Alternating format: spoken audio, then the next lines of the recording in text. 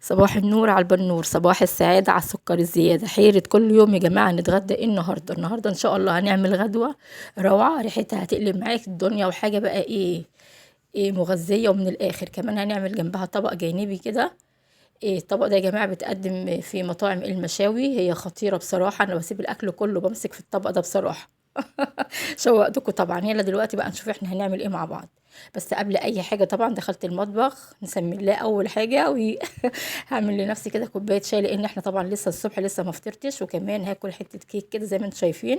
يلا بقى نسمي الله ونشوف الوصفه بتاعتنا وهنعمل ايه مع بعض. مبدئيا كده يا جماعه، هنا معايا كميه من البطاطس. طبعا البطاطس دي تقدري تحمريها في الزيت نص تسويه لو انت عايزه، لكن أنا الحقيقه هحطها في الفرن احسن يعني، كمان علشان ما تشربش معانا زيت، وبيني وبينك كمان توفير.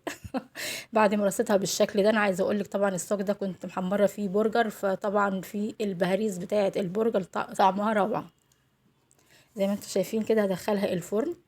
انا عايزاها يعني تتشمع معايا، مش هسويها ولا اي حاجه. هنا بقى معايا كميه من البشاميل، نزلت في البايركس كده بجزء كبير من البشاميل. هبدا ارص نص الكميه من البطاطس، وكمان هنا معايا لحمه معصجه. حط لها شويه حلوين كده وما تستخسريش علشان يطلع معاكي طعمها حلو جدا. هحط باقي كميه البطاطس زي ما انتم شايفين معايا كده،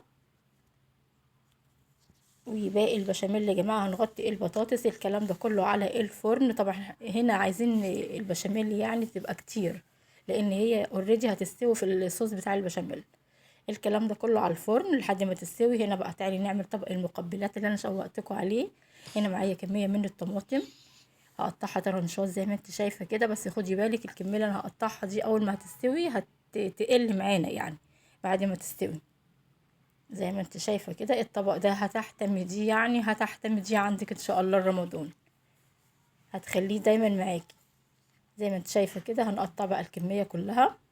وكمان هنا يا جماعه معايا خلطه اللي هي بنحطها في البتنجان المخلل. انا طبعا بعملها علبه كبيره وبفرزها، حتى زي ما هتشوفوا معايا دلوقتي هي خارجه من الديب فريزر يعني،